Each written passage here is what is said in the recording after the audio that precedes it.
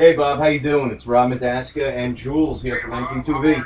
Pretty good, man. How you guys doing? Is Jules with you also? Yeah, how you doing, Bob? How are you? Oh, fine. Well, how is it up there in New Jersey tonight? Very cold. It's very cold and as depressing as it usually is. Just kidding. well, Uh, the films you make are very depressing too. yeah, just kidding. We had earlier in the week it was about 6 degrees, and then about 4 days later it's 60. And now today we're getting back into the 30s, so we're on a roller coaster. Kind of like it is here. Yeah, but we're about 30 or 40 degrees warmer than. Yeah, I think the next horror film we're gonna do, Rob and I, is going to be called The Weatherman.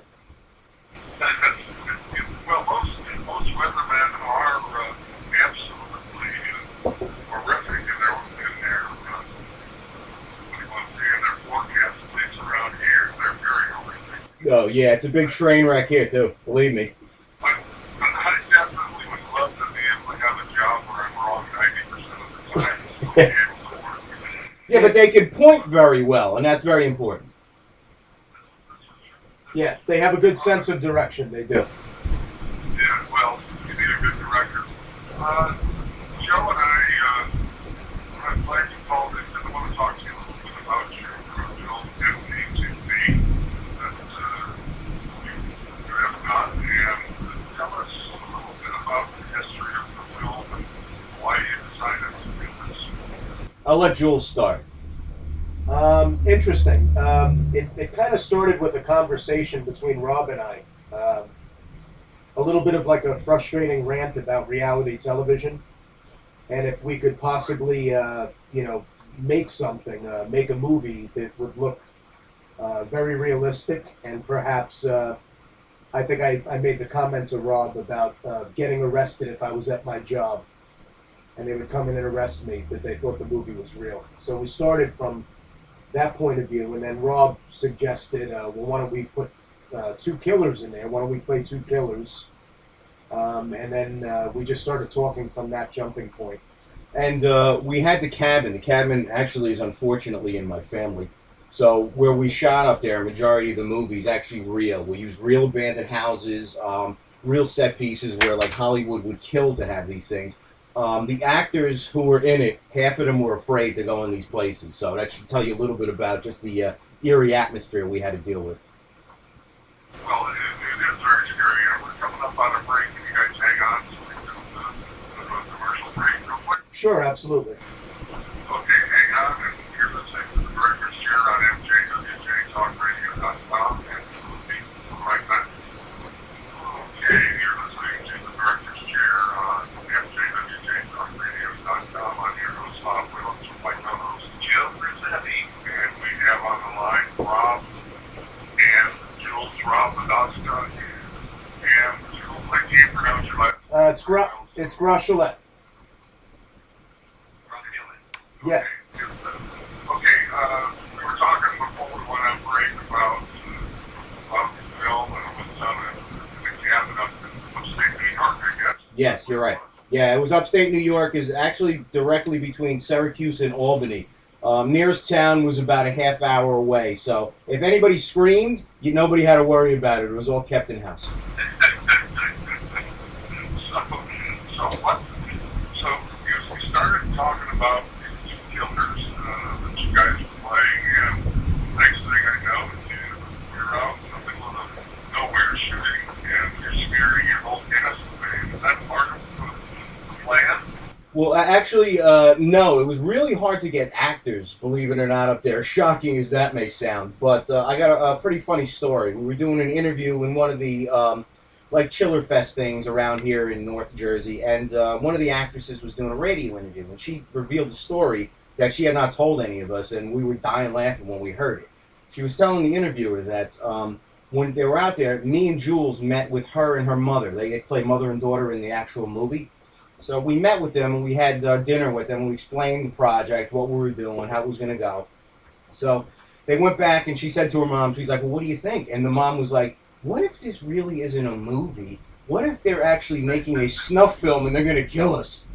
And the daughter's like, I think they seem okay. So the mother and daughter were really scared to actually come up to the cabin and shoot. So when you scare your own cast, it's pretty good. And I have a question for you. You mentioned that it was hard to find actors. Can I ask why you think that was the case? We live literally 10 minutes outside New York City now, and we did a shoot today, and we had a hard time getting actors. It's a different breed, kind of when we were performing. Jules and I were in groups in the city, theater groups and improv groups for we've been going about 20 years or so. So we have a lot of experience, and it was a different like game back then. Now it's more like people want instant gratification. They don't really want to put the time into their craft and work at it. So it's like, all right, how much time am I getting? What am I getting? And if I'm not getting what I want out of it, all right, I'm out. So that's what we kind of ran up against. Plus, up there's about 6 people that live within a 7,000-mile radius, so it was kind of hard. You didn't just pick somebody up on the corner. Well, we kind of. We did, but that was the porn version of MP2V, and we haven't released that yet. We actually, funny enough, like a lot of the actors in the movie are people that I actually had worked with at one point or another. So it's like I just get a feel for like who they are, and then Rob would tell me we need a mother and daughter, or we need a brother, or something like that. And then I would just tell Rob, all right, I'm on it, and then I would find the person, and then we would just give them the script, and then just have them do it from there. Like for example, today we had a guy that never acted in his life. And we basically wrote some cue cards for him and taught him how to be on camera. So I find it more, it's a little challenging, but I find sometimes actors are a little bit difficult to deal with in terms of, I guess like maybe they have a little too much school in their head instead of just being there to serve the story. So it's just a little hard to deal with them on a certain level. Well, we find that if you take the actors down here in Texas, they're a lot better than if you go to them. So sometimes they want to feed them to each other, Yeah. Up here, they really don't eat as much as they drink, so we ran out of booze real quick. So I got that. We also don't have your barbecue down there, so. We don't have the luxury of good barbecue. Dry rub has a whole different meaning up here, believe me.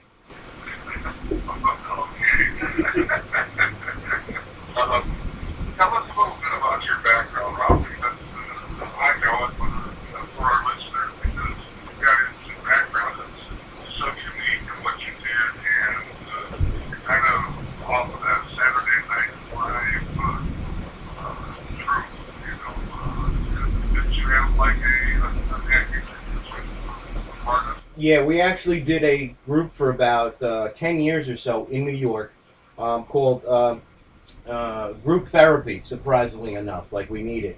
We would do a mix of improv and sketch comedy. A few of us would write some sketches, and then we do a lot of improv type stuff. Very much like before or during when it came out, Whose Line Is It Anyway? And we do a lot of character stuff. And we got a lot of recognition. We had a few people who actually are in Hollywood now who used to work in our group, but they since ditched us on the corner and left. But it's unique because everybody says horror. You guys must have done horror all the time, horror. But we actually started in comedy, as you can tell. I mean, we're like improv maniacs. So that's kind of how we did the movie, believe it or not.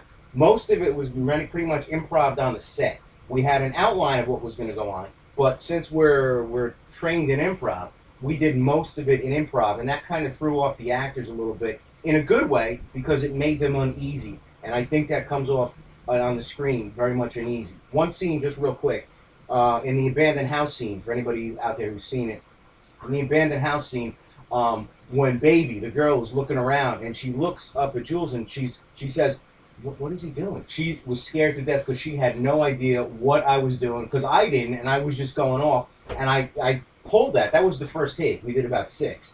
But that first take, she was so scared. She really didn't know what was going to happen. I think that came across on camera brilliantly just because of that fact and the improv. So it worked really in our benefit a lot for this film. It did. Well, also the way it's shot, it's very realistic. I don't want to say the word, where it was.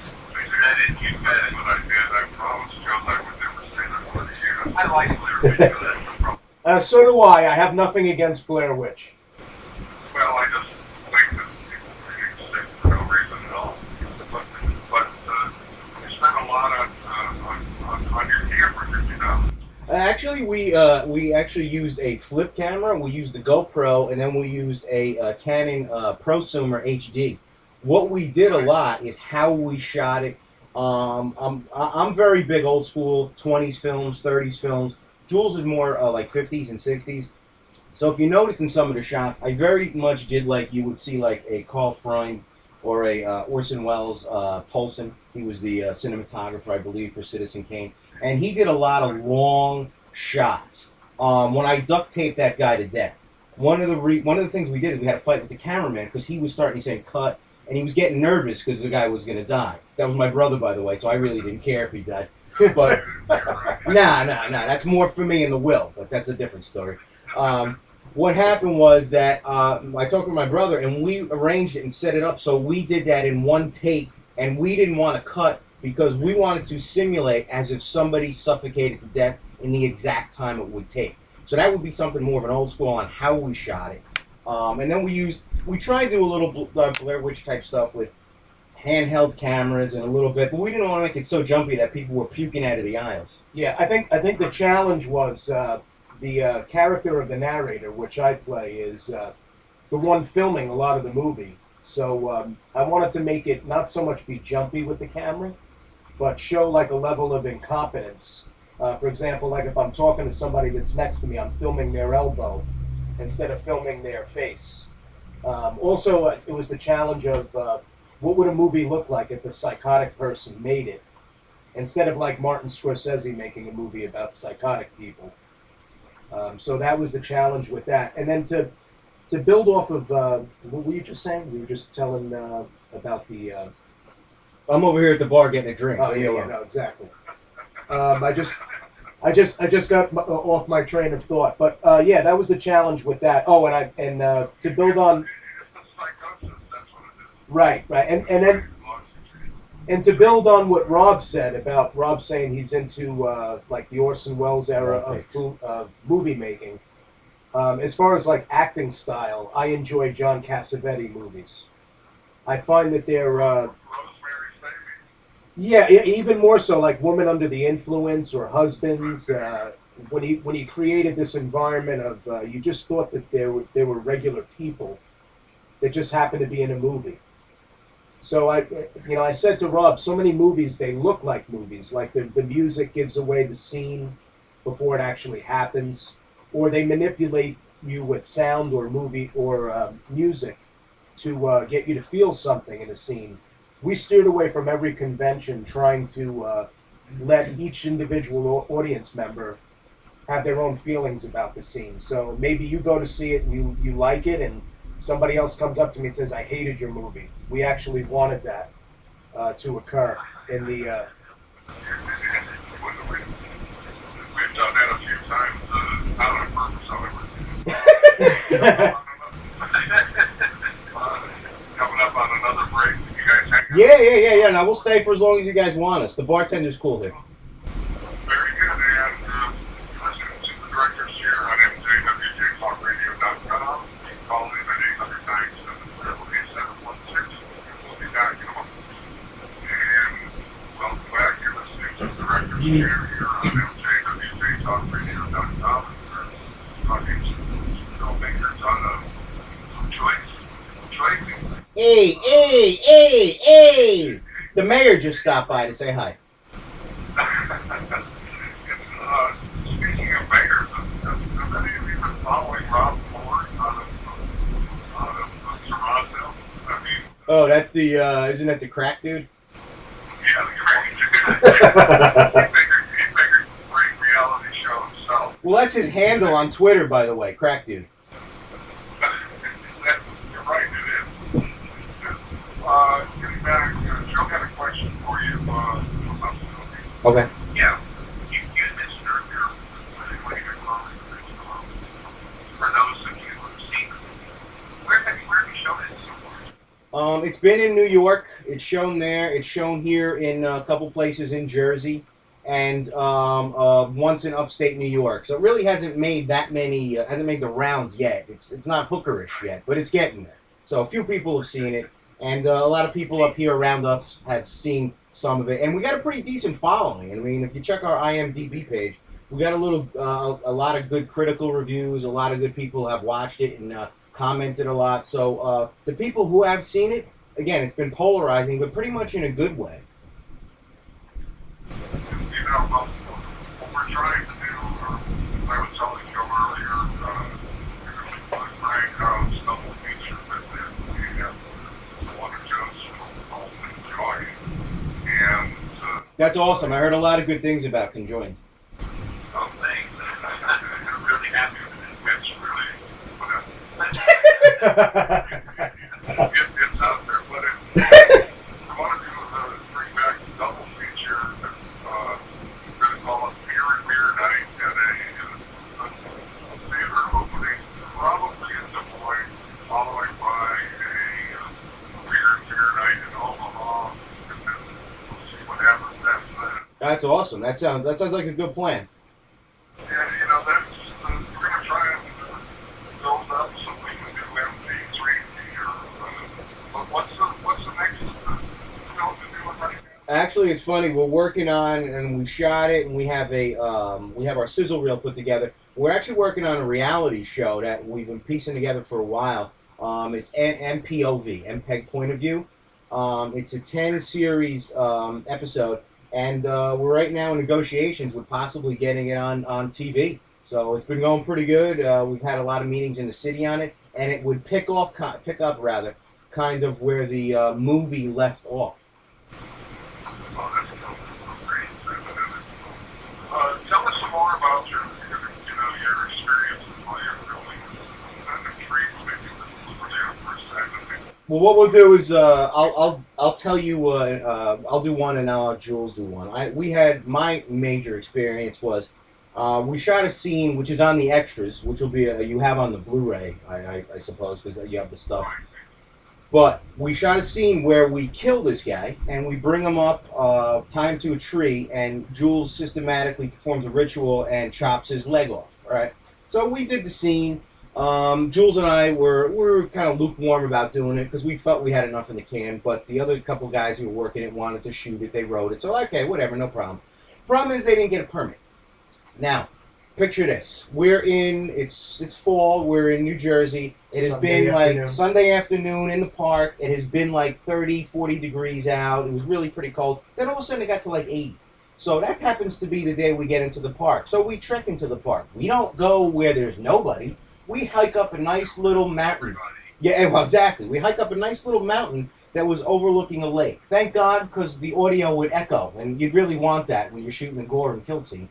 Long story short, about 20 minutes later, I'm standing there as a state trooper comes up with a shotgun pointed to my face, and this guy yelling, "We're shooting a movie! We're shooting a movie!" So, needless to say, that was a lot of fun.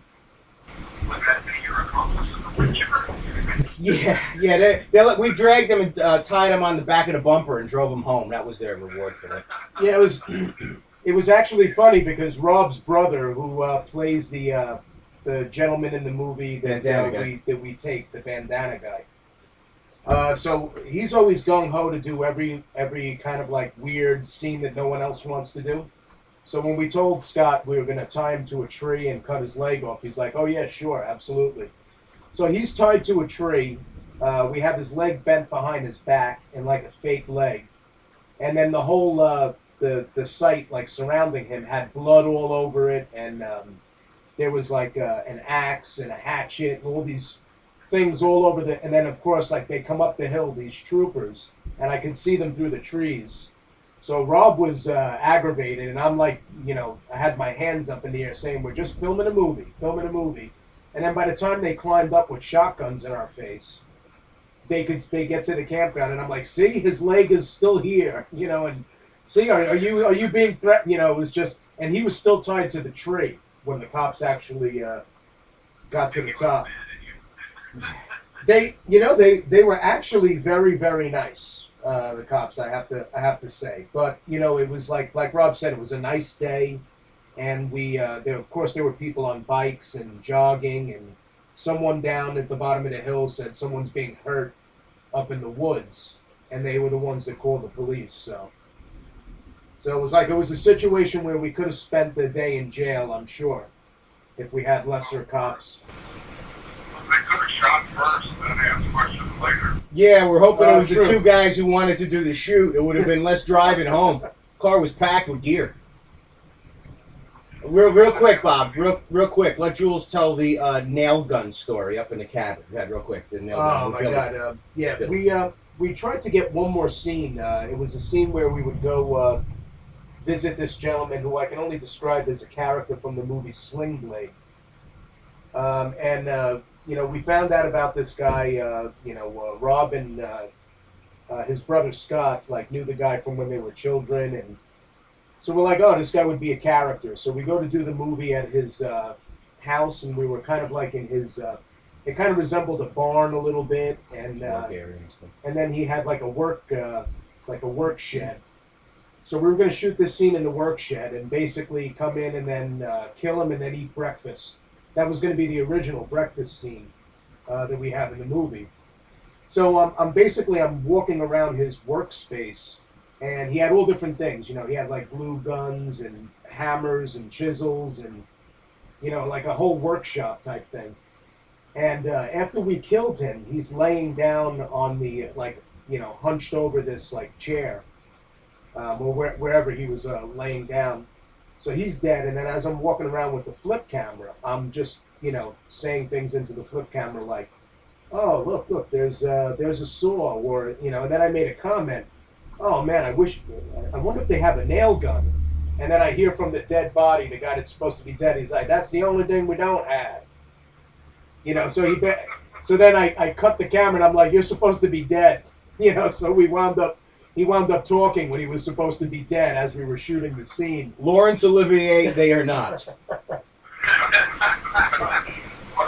Well, you should have found the nail gun and nailed his mouth shut, Yeah. When you said that you killed them, our engineer here jumps about 3 feet in the air. He's not a very big horror lover. You'll have to fly us down. You got to get us down there. Fly us down. We're even scarier in person if that's possible. So, anyway, getting back to your next venture, Mm-hmm. doesn't look like it may be coming serious. I've done reality shows. I used to do a show called American Bounty Hunter that was here, True TV, all the other. Actually, we're working on something now. I got a call in tomorrow into the city. We've had a bunch of meetings, and one of the stations that might be looking at it, ironically enough, is True TV. So it is a good possibility. True's very good with that stuff. This was before what you Court TV, yeah. Yeah, we had a bounty hunter, female bounty hunters for a long time.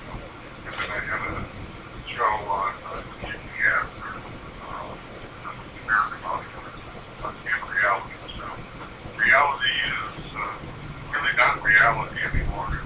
No, and actually Jules coined a pretty good term today. What was that term that you called the show is? It's not reality TV. It's what he actually, and this is pretty much the way the show is. It's real life TV, because instead of like reality where people just call in or these people are actively going to be getting involved in this show.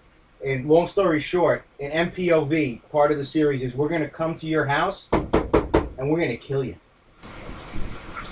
Very good. Very good. So in other words, you can write in or call in or email you, come to my house and film me. If you want to see, you actually can see the actual sizzle reel we have if you go to mp2v.com/MPOV, which is on the link there. For any viewers want to see it, you can go there, see the trailer, and then at the bottom they can start signing up whether they want to be a victim or whether they want to be a hero. As we say in the show, it's all up to you. Yeah, it's almost like our twisted version of Publishers Clearinghouse. Only the prize is death. Yeah, that's right. Yeah, well, the prize is life and death anyway, so some of us quicker than others. Here. Anyway,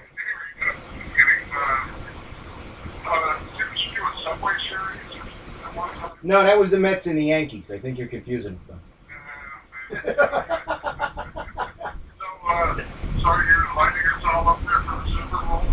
Oh, I was telling him today. I was telling him there's people renting out every god space they can get. Some dude is for a week gonna put 8 guys in his house, drive them around, and you know how much he's getting? $30,000. Oh yeah, when the Super Bowl came to Houston, that was after you folks won it, and just like out thousands of dollars. That's crazy. Who's got that kind of money? Anybody out there who got $30,000? We got a sequel, MP2V. By all means, call in, log in, and you can help us out. It's a win-win. We'll make it a football movie, right? Yeah, exactly. P stands for punt in this one. For 30,000, we could make 15. Enjoy. There you go. Actually, 18 could enjoy. Wow. Wow, 30,000. You don't need to have 1,000 left over, so That's great. So, what do you like about filmmaking, guys? I think, obviously you're not stopping with MP2V. Is there anything you can tell our listeners about how to get started in filmmaking, or just anything about it? Perhaps Rob could answer that question, but I could answer your previous question, which was what do I like about filmmaking?